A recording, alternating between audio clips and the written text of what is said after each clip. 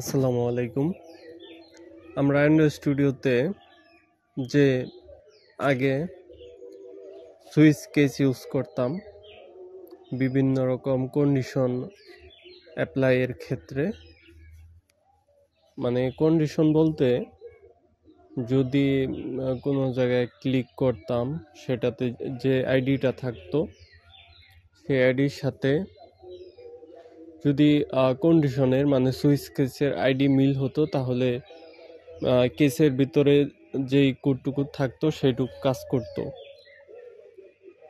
আরও আমরা সুইচ কেসের বিভিন্ন ব্যবহার করছি, যেমন উপরে যদি কোনো একটা ভ্যালু থাকতো বা ইনপুট নিত সুইচ কেসের ভিতরে, সেই ভ্যালুটা আসার পরে যেই কেসের সাথে সেই ভ্যালুটা মিলতো সেই কন্ডিশনের ভিতরে যেই কোডটুকু থাকতো সেইটুকু কাজ করতো।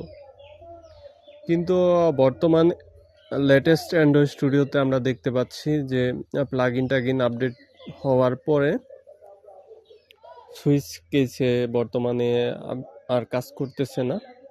তাই আপনারা সুইচ কেসের পরিবর্তে এলস ইফ ব্যবহার করতে পারেন। সেই ক্ষেত্রে সুইচ কেসের সেম কাজই এলস ইফ বা ইফ এলস ইউজের মাধ্যমে হয়ে যাবে। তো এটার উপরে ভিডিও অলরেডি আছে, তারপরেও আপনাদের শর্ট ভিডিওতে জানানোর চেষ্টা করলাম। তো নেক্সট টিউটোরিয়াল দেখা আমন্ত্রণ রইল। আল্লাহ হাফেজ।